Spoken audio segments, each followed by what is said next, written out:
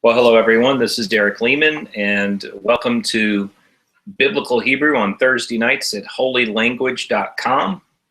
Most of you are watching this on YouTube after the live class is already over, but I want you to know you can join us for the live class on Thursday nights at 10:30 Eastern Time. And for those of you watching on YouTube, I highly encourage you to take a look at the benefits of subscribing to holylanguage.com. For $30 a month, you have access not only to biblical Hebrew classes, such as the one I'm teaching tonight, but also modern Hebrew classes and prayer book Hebrew classes, and complete instruction in biblical Hebrew, slowly and methodically, for people who really want to learn the basics with Izzy Abraham. Also, I want to tell you about my blog, thehebrewnerd.com. You can't forget thehebrewnerd.com. And often the notes for the classes that I teach on Thursday nights are posted at thehebrewnerd.com. And I usually post them a day or two before class begins. Well, tonight we're going to be covering Exodus chapter 19, verses 4 through 6. And these are the key verses of the Sinai covenant.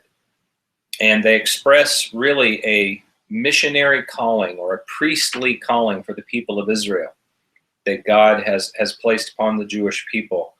And I'll save some time at the end of class tonight to comment on the meaning of the verses. But something else about Exodus 19, 4 through 6, which will be very helpful for people who are learning biblical Hebrew. These three verses are packed with verbs. So we're going to be learning a lot about verbs tonight. So I know that people who watch these classes are at all different levels of Hebrew. Some of you are already experts in verbs. Some of you are intermediate. Some of you are beginners. Some of you are asking, what is a verb? So hopefully everybody will learn a little something tonight. And I have a lot of material. It's probably going to take me a little more than a half hour. I'm going to have to talk fast during some parts. I know that frustrates some people. But after prayer, I promise you this, I will read the verses slowly before we start learning the verbs and then translating the verses. So let's begin with a word of prayer. Baruch atah Adonai Eloheinu melech haolam, asher kiddushanu b'mitzvotav, v'tzivanu la'asot b'divrei Torah. Blessed are you, O Lord our God, King of the universe, who has sanctified us by his commandments and commanded us to busy ourselves with the Torah. And I'm going to be reading to you Exodus 19, 4 through 6. And here is verse 4. Atem re'item asher asiti lemitzrayim, va'esa etchem al kanfei nisharim, va'avi etchem elai. And here is verse 5. Va'ata im shamoa tishma'u b'koli, ushmartim et bariti, vihitim li segula michol ha'amim, ki li kol ha'aretz. And then finally verse 6. Va'atem tihyu li mamlechet kohanim, v'goy kadosh, ele hadvarim asher tedaber el bnei Yisrael. Okay, so I mentioned that there are quite a few verbs in these three little verses, and now I'm going to share my screen. And when I do that, we'll see highlighted here 9 verbs. Really, it's 10, but I'm putting 2 of them together for reasons you'll see in just a moment. 9 verbs in 3 verses. So we begin in the upper right-hand corner with re'item, which means you saw, and I'm going to tell you a little bit more about the verb in a minute. Asiti, which means I did. Va'esa, which means I lifted. Va'avi, I brought. Shamoa tishma'u, which in a way is 2 verbs, but they combine to form an idiom together. And shamoa tishma'u means you will indeed listen. And by the way, we'll say a lot more about this, but shamoa is an infinitive absolute and tishma'u is an imperfect. And the infinitive absolute always comes right before either an imperfect or perfect with the exact same verb root. So literally, shamoa tishmeu is saying, listening, you will listen. And that's a way of being emphatic and saying, you will indeed listen. And then, ushmartim, you will observe. Vihitim, you will be. Tihyu, you will be. Now notice that both vihitim and tihyu mean you will be. And as we learn about the verbs tonight, I'll explain to you how both of these verbs made from the same exact root, and the root letters are he, yod, he, how vihitim and tihyu could both be future tense, meaning you will be. For those of you who already know a little bit about verbs, vihitim is a vav conversive, and the vav is in front of a perfect. It converts the perfect into a future. Tihyu is an imperfect, and imperfects tend to mean future tense already. And then finally, tidaber, and tidaber is an imperfect, and we're translating it in the future. So let me teach you a little bit about verbs in general. So on this page, we see that there are 7 verb patterns in Hebrew. These are called the binyanim. And if you were spelling binyanim in English, that would be binyanim. There are 7 binyanim, or 7 patterns of the Hebrew verb. We have the kal, the nifal, the piel, the pual, the hifil, the hofal, and the hitpael. And this is not tonight going to be a thorough class in verbs. Over time, hopefully, watching these classes, you'll learn an awful lot about verbs, but let me just briefly describe to you what this all means. So the basic form of the verb is the kal, and kal in Hebrew means light or easy. 70% of the verbs in the Hebrew Bible are kal. So if you learn the kal first, you learn really most of the verbs. A lot of times the basic form of the verb will be in kal. Sometimes it will be in piel, which is the 3rd one on this list. But then you have variations on the kal and the piel. You have the nifal, which is a passive. Passive means that the subject does not perform an action, but an action is performed on the subject. So if we say in English something like, the door was shut, the door doesn't do anything. Something is done to the door. That's a passive. PL is another simple form of the verb, but sometimes the PL can mean intensive action. So a famous example is the Hebrew verb for break. In the PL, it means shatter. And then we have pual, which is the passive of the PL. Hifil, which is causative, and we're going to see at least one hifil that I can remember in our passage tonight. Hofal is very rare. That's the passive form of the hifil. And finally, we have the hitpael, which is reflexive. That means the subject performs the action on himself, herself, or itself. So, for example, the verb to kill in hitpael would mean to kill yourself or commit suicide. Now, we have verb types in Hebrew, and this is a separate category from the patterns. So we have the perfect and the imperfect, the 2 most common types of verb in Hebrew. The vav conversive, in which you put a vav in front of the verb and it converts it either from past to future or future to past. The participle, which usually is an ing form of the verb. However, in Hebrew, a participle can be a noun or an adjective, kind of like a gerund in English. And then you have in Hebrew the imperative, which is the command form of the verb.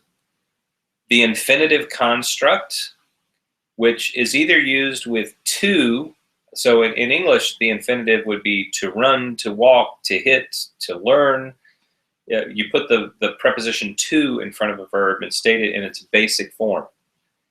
In Hebrew, they're either like that. You put to in front of it, or you put b, k, or l in front of it, and it is usually a reference to time, the timing of something, when something happened. And finally, the infinitive absolute. And I mentioned a little while ago that the infinitive absolute is used in that idiom where you have like shamoa tishma'u. You have the same root form of the verb in two verbs back to back. The first one is the infinitive absolute, and the second is a perfect or an imperfect. So we're going to get into the specific content of Exodus 19 verses 4 through 6 here in a moment. Those of you who are watching the class live, there's a chat window. Feel free to ask questions. I might not be able to get to them live. Just a quick look, I don't see any questions going on right now. But at the end of class, I usually stick around for a couple minutes in case there were comments or questions.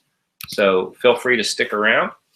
And we're going to take a look at some of the verbs in our passage, and I'm going to share my screen by category.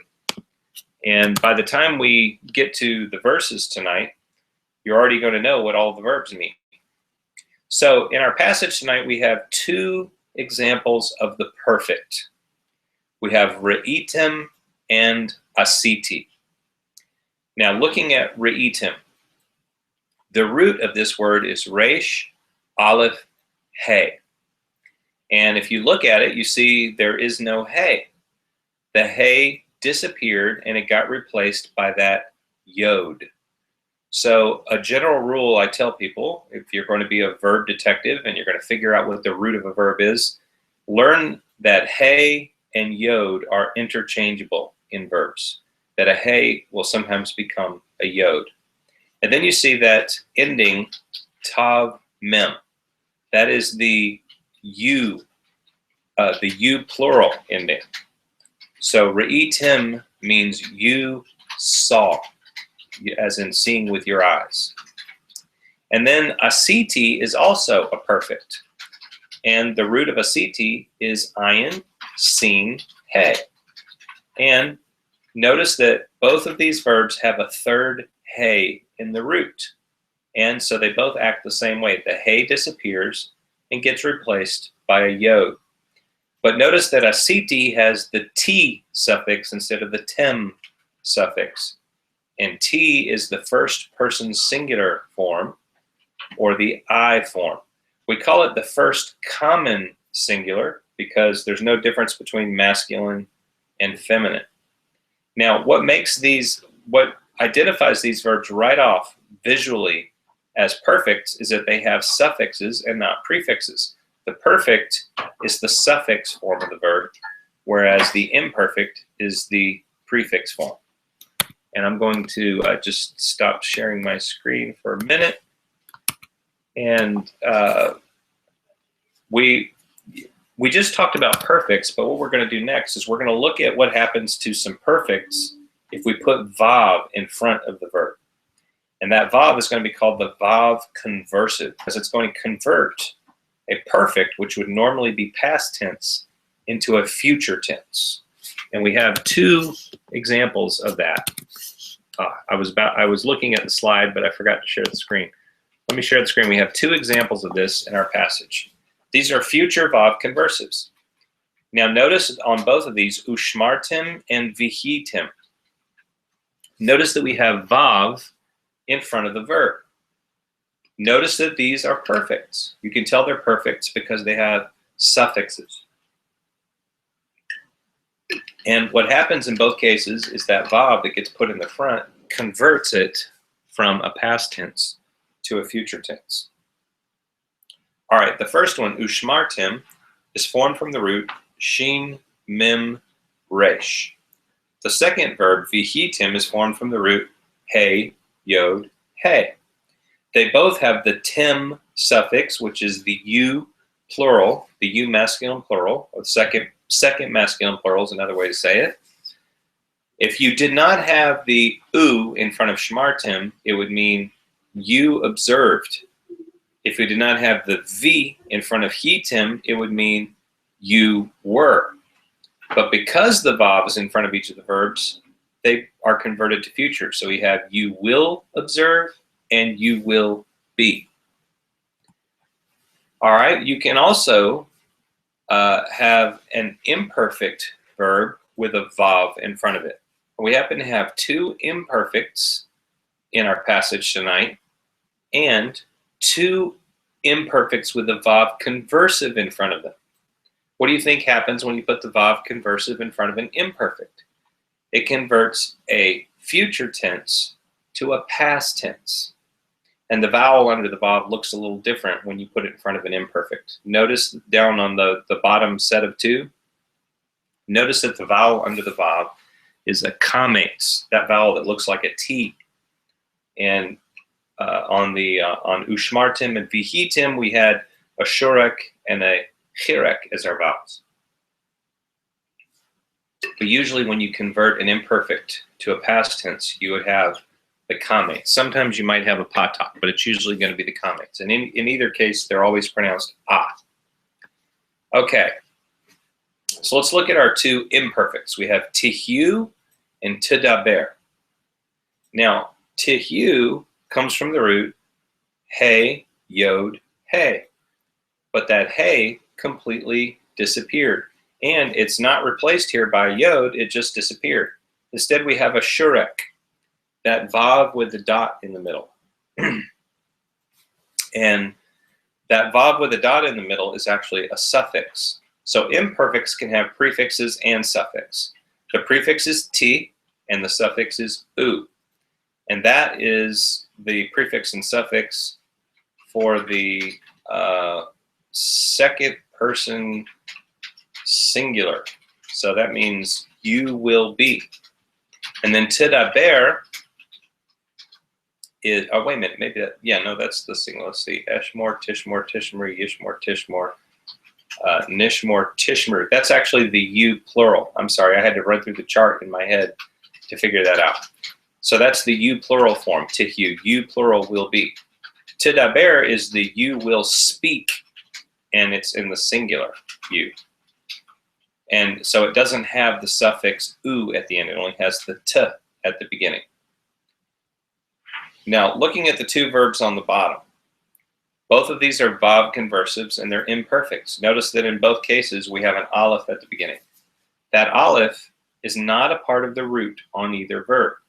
That aleph is the prefix, and in an imperfect, when you have an aleph prefix, it means I will.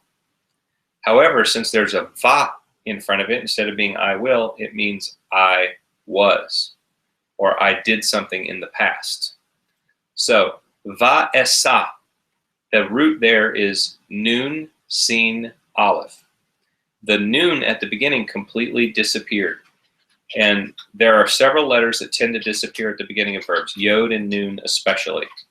I don't have time to explain all of the drop letter imperfect tonight.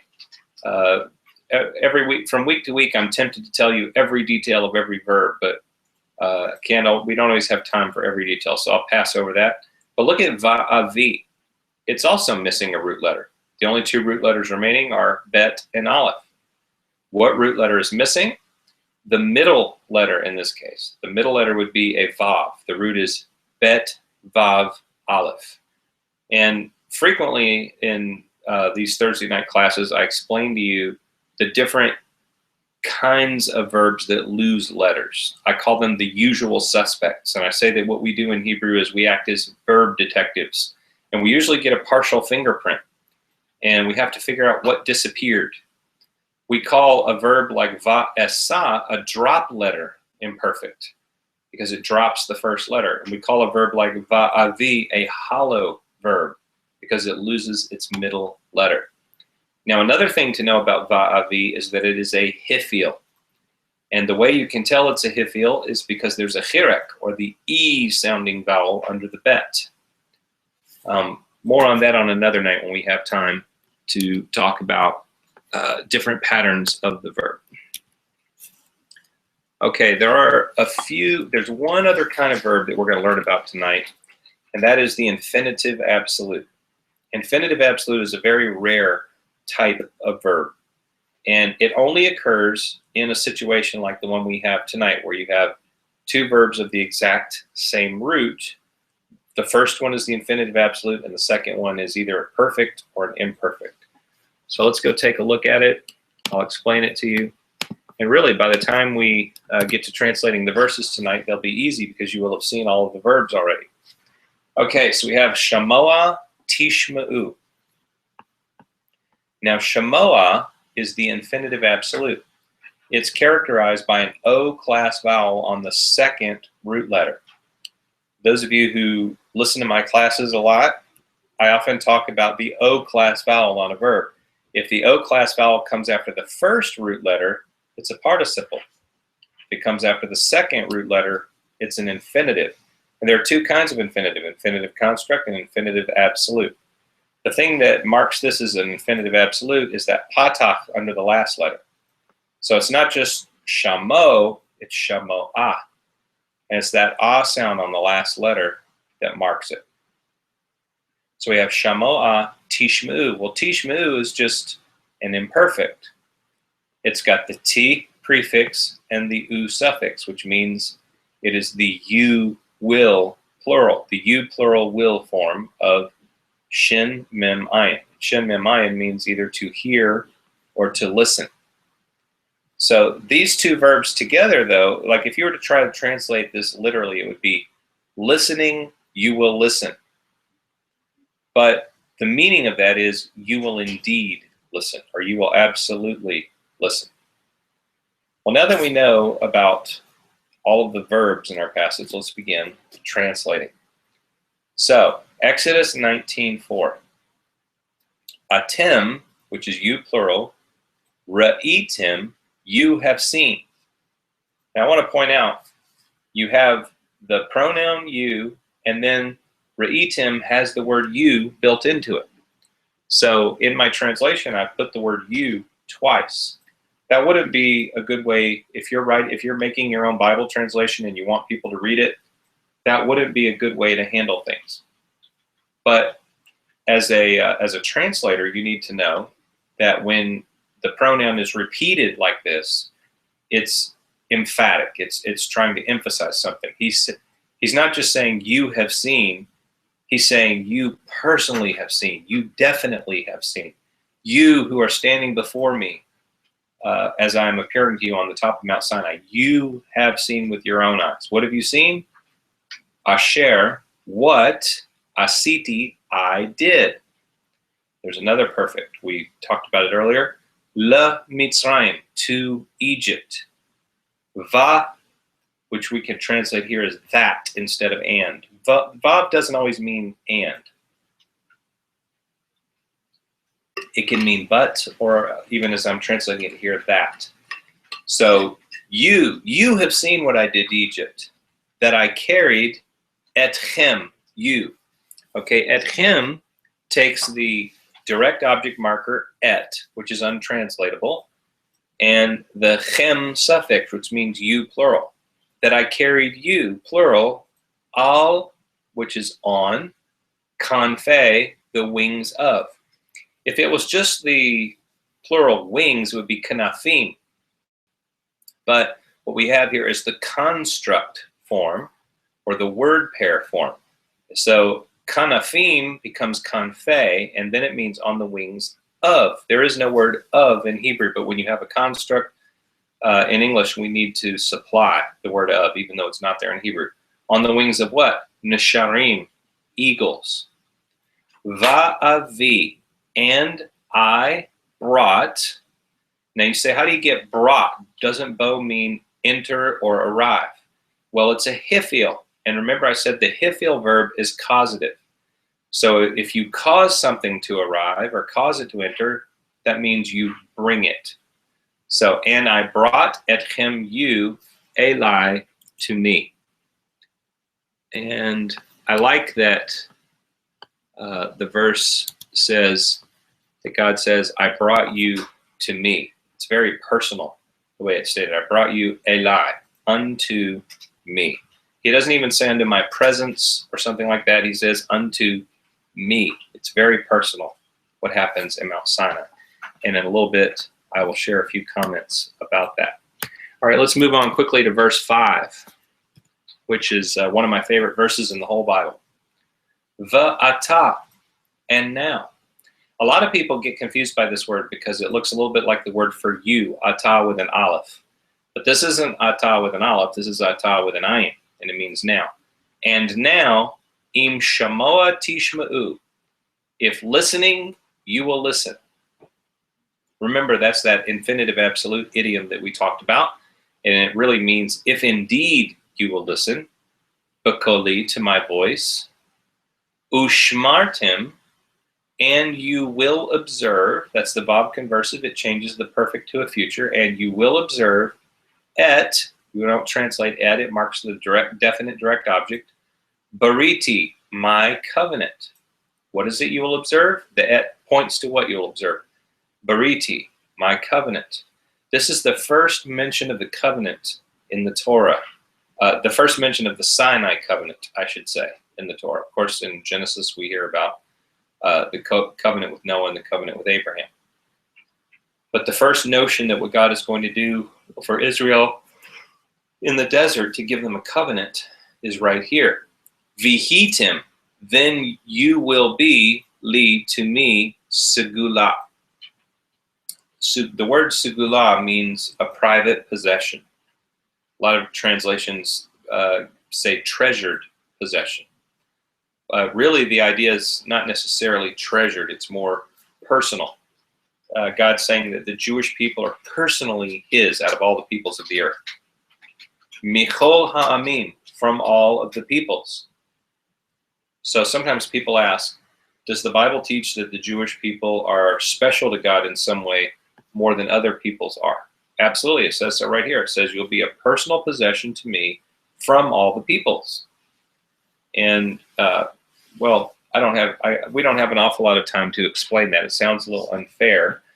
The clearest illustration I can think of is the oldest child. There's always something special to parents about the oldest child. Doesn't mean they love the other children less, but the oldest child will always have a special place. And maybe that's one way to think about Israel's place among the other nations. And then he says, Ki li kol haaretz, for to me is kol, all haaretz, the earth. I'm going to read you a comment. Actually, I'll go ahead and read that comment to you now. This seems like a good place to do it.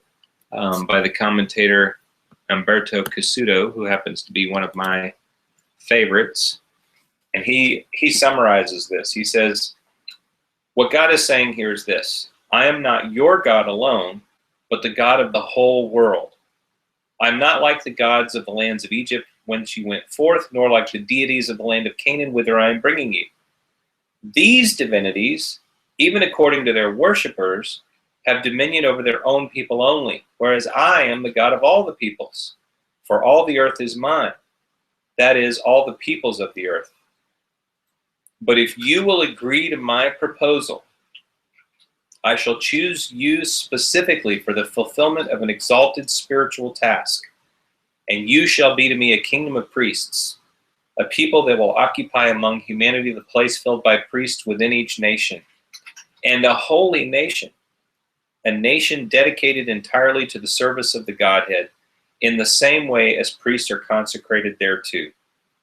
And he points out that this proposal that God gives to Israel envisages a bilateral covenant, giving Israel an exalted position among the peoples in light of the acceptance of a special discipline.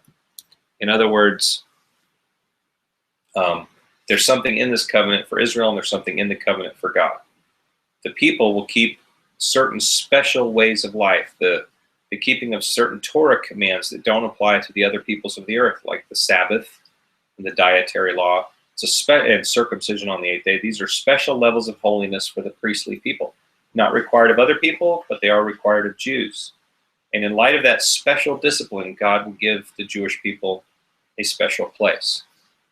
All right, and now let me share my screen again, and we will translate verse 6, and then I have a little bit more commentary to share with you. Okay, Exodus 19:6. Va'atem tihyu li, and you will be li for me. Mamlechet, a kingdom of. If it was kingdom, it would be mamlecha. But mamlechet, the final hey has changed to a tav. That's what happens in a feminine word when it becomes construct. So, and now if it was kingdom, it would be mamlecha, but kingdom of, mamlechet. Mamlechet what? Kohanim, priests. A kingdom of priests. Vagoy and a nation, kadosh, holy. You will be for me a kingdom of priests and a holy nation. Ele hadvarim, these are the words. Asher, which tidaber you will speak, el bnei Israel, to the children of Israel. Notice that bnei is translated here as children and not as sons. That's because usually the meaning in Hebrew is not trying to limit it to one gender. You have to decide from the context. Is he talking about men and women, or is he only talking about men? If he's talking about men and women, the best way to translate it is children. All right, so just a few things about our passage tonight. This covenant that God gives to the Jewish people is really a missionary calling. It's a calling to be a special light to all the peoples of the world by being different, by being unique, by taking on a special discipline. And these special commandments that God gave to the Jewish people have been the thing that kept the Jewish people together through all of the centuries. So the Jewish people are a recognizable, distinct people on the earth. But this calling that God gives to the Jewish people to be priests of all the earth is one that's really just not been adequately fulfilled in any period of history by the whole people of Israel. It certainly was celebrated by prophets and by psalmists. So there were definitely circles of holy people with a great desire for God who practiced this, but it never took up the entire nation's imagination and effort. This calling that God gave to the people of Israel was taken up, however, by Messiah when he came. And what did he do? He gathered around himself disciples who were to reconstitute Israel. He chose 12 of them to be symbolic of the 12 tribes. And he commanded them to live in a new way for God's kingship. And this new way of God's kingship would be expressed in having reverence for Messiah, Yeshua, who is God's messianic king. So there's a direct relationship between the Sinai covenant and what Yeshua, what Messiah was calling for people to do in his day. Now, just some more thoughts about this great passage in Exodus 19 when the children of Israel are standing in front of Sinai. If we were going to talk about the greatest moments in the history of God revealing himself on earth, we would have to include the appearance at Sinai as one of the greatest, one of the highest. We would have to put it up there very close to the resurrection of the Messiah as one of the great revealing acts of God in history. And if you think about it, commonly we lack a sense of wonder at the thought of God's presence. Imagine if you stood at the foot of Sinai. Imagine if you were there at the empty tomb. In our quiet relations with him, we might not realize the splendor of this God to whom we pray.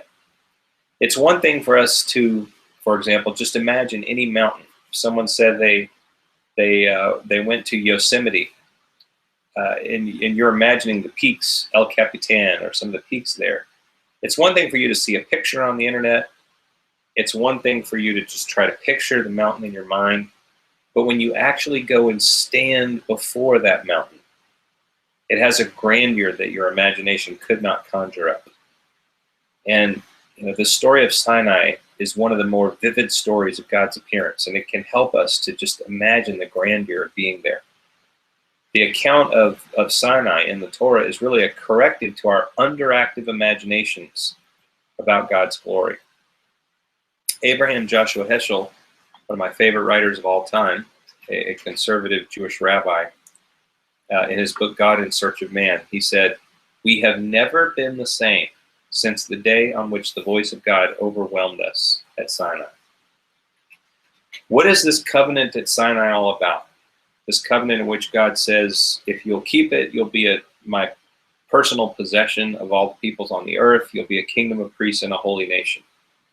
Well, this covenant that God makes with the children of Israel is not the first covenant that God made with the children of Israel. He already made a covenant earlier with Abraham, Isaac, and Jacob. But the covenant at Sinai is like a covenant within a covenant. Because the covenant made with Abraham, Isaac, and Jacob was unconditional, whereas the Sinai covenant has conditions. However, the conditions of the Sinai covenant don't annul the unconditional promises. It's like a set of parentheses inside a set of parentheses. The unconditional part of the covenant remains even if the children of Israel don't fulfill the conditional part of the covenant. What is the condition, and what are the parameters of it? If they can keep God's way of Torah on the earth, the children of Israel will have abundant food, complete freedom from war and disease, and will live in a land of paradise. We read about this in Leviticus 26 and Deuteronomy 28. If they do not keep the covenant, they will experience war, hunger, disease, destruction, etc., etc. We also read about that in Leviticus 26 and Deuteronomy 28. It sounds like a very bad deal for the Jewish people, right? But actually, if you think about it, the curses that go with the covenant, those are the ordinary conditions of human life. What is human life like around the world? It's full of war, hunger, disease, destruction, poverty. So, Israel can either have the same bad conditions of living as every other nation on the earth, or the children of Israel, the Jewish people, have the potential to be a forerunner of the world to come, to have paradise on earth, a place with abundant food, complete freedom from war and disease, and everything that you need. So in this covenant, Israel is really offered a chance to experience a foretaste of the world to come. And practicing Jews and practicing Christians and practicing Messianic Jews can all take part in the covenant promises and believe in it. Are we likely, before Messiah comes, to ever see paradise on earth? No, but we can still work to make this world as much as possible like the world to come.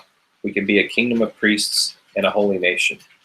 We may not be able to bring paradise on earth, but we can bring a tiny little bit of paradise to some of the people in our life. That's what Torah calls us to do. That's what Yeshua called his disciples to do, to be a kingdom of priests and a holy nation, a personal possession of God among the peoples of the earth. Well, we will take a look next week at more verses from the Torah. I forgot to mention that the reason we're covering Exodus 19 tonight is because it's in the weekly Torah readings. So every week in our Thursday night class, we cover a portion from the weekly portion, the Parsha, the cycle of Torah readings in Judaism. I don't know what the passage will be next week, but it will be something from the weekly portion. And again, I encourage you to subscribe to holylanguage.com. You probably are watching these videos on YouTube, but we have live classes on Thursday night at holylanguage.com. Also, my blog, thehebrewNerd.com. This is Derek Leman. Until next time, and I'll stick around for a few minutes to answer questions in the chat room.